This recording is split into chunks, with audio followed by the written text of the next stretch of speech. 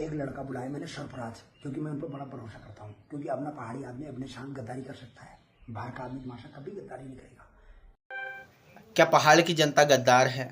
यही मैंने भी सुना जो आपने भी सुना। खैर, सबसे पहले इस वीडियो की शुरुआत करें। आप लोगों को मैं 1 अप्रैल से ग्राम खूंट, थामस, चाण, सेनार, रोंडाल में कोसी नदी पर पुल और सड़क के डामरीकरण विषय पर और जीआईसी खूंट में बच्चों के पेयजल के लिए जो आंदोलन हो रहा है गांधी पार्क में, आप सभी को मैं आमंत्रित करता हूँ। अब वापस इस मुद्दे पर लौटते हैं कि ये बिरजू मयाल का एक वीडियो आया है, जो सही है गलत है हम नहीं जानते, लेकिन जो भी है बिरजू मयाल को इस पर स्पष्टीकरण देना चाहिए। लेकिन मैं एक बात कहना चाहता हूं आज कि पहाड़ की जनता गद्दार नहीं है, पहाड़ की जनता भोली भाली है। कैसे? 2-3 दृष्टांत दे करके बताता हूं। हमारे ही प्रदेश के लोगों को जब कोरोना काल में हमारे देश के प्रधानमंत्री जी ने कहा कि थाली बजा दो, दिया जला दो, बिना सोचे विचारे कि माननीय प्रधानमंत्री जी कह रहे हैं, बेचारे छत पे जाकर के थालियां बजाने लगे, दिया जलाने लगे, तो गद्दार कैसे हो सकते हैं? भोले भाले हैं। वहीं मैं अल्मोड़े में ही देखा है कि कई विधायक, एक विधायक ऐसा यहाँ पे अल्मोड़े में हमने चुनाव में देखा कि कुकर और नोट बांट दिए उसने, उसके बाद भी विधायक के पद पर वो विधायक सुशोभित डॉट डॉट डॉट डॉट। तो अगर जनता गद्दार होती तो नहीं बनाती विधायक। तो उत्तराखंड की जनता या पहाड़ की जनता गद्दार नहीं है, भोली भाली है, और भोले भाली जनता को नेताओं ने बहलाया फुसलाया जरूर है।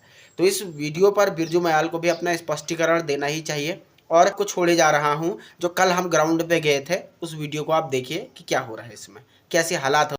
नमस्कार दोस्तों, आज मैं आया हुआ हूँ ग्राम खूंट, धामस, चाण, सेनार को जोड़ती हुई जिस सड़क की बात हम लगातार कर रहे थे, उस सड़क पर डामरीकरण की मांग कर रहे थे। उस सड़क में कैमरामैन भाई साहब से कहूंगा यहाँ से लेकर के वो पूरे सेनार तलक का एक वो दृश्य आपको दिखाए, क्योंकि ये सड़क इस क्षेत्र के विकास के लिए कितना जरूरी है। मैं कहना चाहता हूँ ये कितनी जरूरी बात है, ये पूरे क्षेत्र के लिए विकास की जरूरी बात है।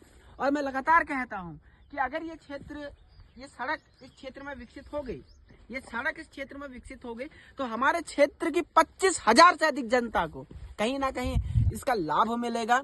और मैं कहना चाहता हूं सरकारों से, 2 मुद्दों पर हमने धरने की चेतावनी भी दी हुई थी कि एक तो इस सड़क का डामरीकरण कर दीजिए, वो नीचे कोसी नदी रही उस पर बना दो आप पुल, अभी जो मैंने आपको दिखाया, और दूसरा जीआईसी खूंट में बच्चों के पीने के पानी की व्यवस्था।